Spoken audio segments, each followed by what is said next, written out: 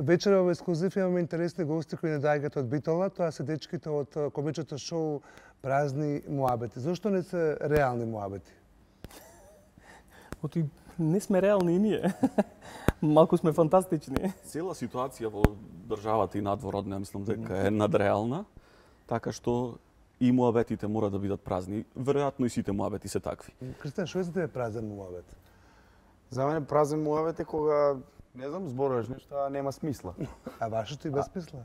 Има смисла. Смисла во самиот апсурд, како што вика Џон Клиз, значи понекогаш е подобро да биде нешто безсмислено, па дури и смешно, токму тоа.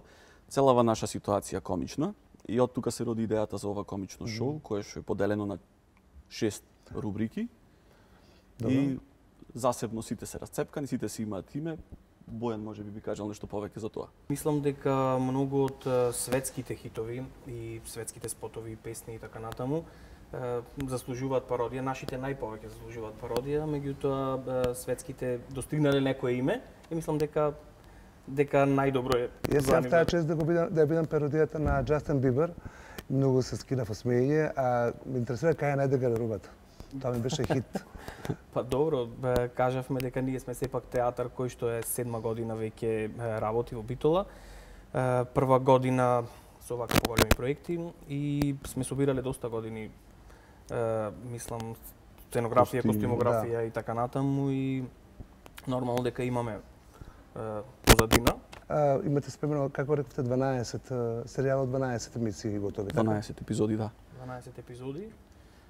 Првата сезона е 12 епизоди, така ја замисливме, онака како што нормално ние замисливме, мислиме дека како прва сезона би не промовирала во Македонија.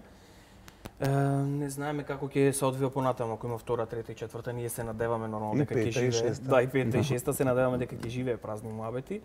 И зошто да не и многу повеќе во наредните сезони. Да. Сепак ова што досега го снимивме доста материјал. Мислам дека ќе го најде своето место до нова година. Така си. Дали се гледа ексклузиво Кристијан во Битола? Да, доста популарно шоу и им препорачал на сите да гледат ексклузив. Ти како млад актер, тешко ли беше да се снима со вакви волци?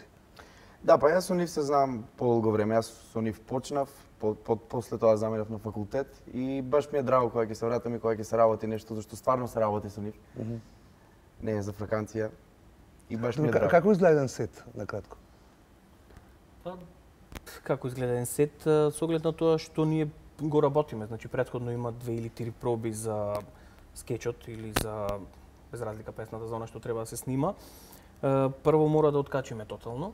Значи, за она што ќе го гледаат публиката да поверува во нас. Да. Сепак, ние сме прво пријатели, другари, ние сме по цел ден заедно, нормално, кога тие не се во Битола, да, се познаваме исто како Friends серијата, тие беа прво пријатели. Па после тоа и нивната љубов се осеќаше и во снимените материјали, затоа и беа толку популарни. Добро, за крај сакам малку нешто да ме изглумите.